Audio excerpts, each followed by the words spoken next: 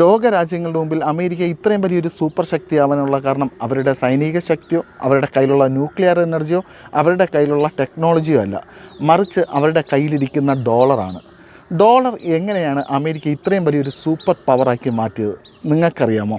1973-74 കാലഘട്ടത്ത് നിലവിൽ വന്ന പെട്രോ ഡോളർ സിസ്റ്റമാണ്. അതിന് അമേരിക്കയെ ഏറ്റവും കൂടുതൽ സഹായിച്ചത് സൗദി അറേബ്യയാണ്. 1970 കാലഘട്ടത്ത് അമേരിക്ക വിയറ്റ്നാം യുദ്ധം നടക്കുകയായിരുന്നു. അതുമൂലം അമേരിക്കയ്ക്കുണ്ടായ സാമ്പത്തിക പ്രതിസന്ധി, അതുപോലെ തന്നെ 1971 സ്വർണത്തിൽ നിന്നും ഡോളറിനെ വേർപ്പെടുത്തിയത്, ഈ രണ്ട് കാരണങ്ങൾ കൊണ്ട് അമേരിക്കയുടെ എക്കോണമി വളരെ വലിയ രീതിയിൽ തകർന്നുകൊണ്ടിരിക്കുകയായിരുന്നു. ആ സമയത്താണ് അമേരിക്കയും സൗദിയുമായിട്ട് ഒരു രഹസ്യ ധാരണയിലെത്തുന്നത്.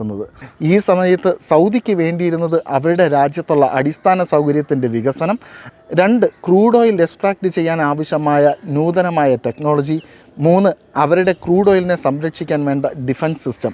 ഇതെല്ലാം അമേരിക്ക അവർക്ക് വാഗ്ദാനം ചെയ്യുകയാണ്. തിരിച്ച് നിങ്ങൾ ഒരേ ഒരു ഉപകാരം ചെയ്താൽ മതി, ക്രൂഡ് ഓയിൽ വിൽക്കുന്നത് ഡോളറിലായിരിക്കണം, ഡോളർ കൊണ്ടുവരുന്ന രാജ്യങ്ങൾക്ക് മാത്രമേ നിങ്ങൾ ക്രൂഡ് ഓയിൽ കൊടുക്കാവൂ. അത് സൗദി അക്ഷരാർത്ഥത്തിൽ സമ്മതിക്കുകയായിരുന്നു. സൗദി മാത്രമല്ല, അതിനോട് ചുവട് പിടിച്ച് ധാരാളം ഗൾഫ് രാജ്യങ്ങൾ ഇതേ കാര്യം അമേരിക്കയ്ക്ക് വേണ്ടി ചെയ്തു കൊടുത്തു. ഇതുമൂലം അമേരിക്കയ്ക്ക് കിട്ടിയ ഗുണമെന്താണ്? കണക്കിൽപ്പെടാത്ത ഡോളർ അച്ചടിച്ചാൽ പോലും അവരുടെ ഡോളറിൻ്റെ മൂല്യം ഇടിയുന്നത് ഇല്ലാതെയാക്കാൻ സാധിച്ചു. അങ്ങനെ അവരുടെ എക്കോണമിയെ പിടിച്ചു നിർത്തുന്നതിൽ നിർണായക പങ്ക് വഹിച്ചു ഈ പെട്രോ ഡോളർ സിസ്റ്റം.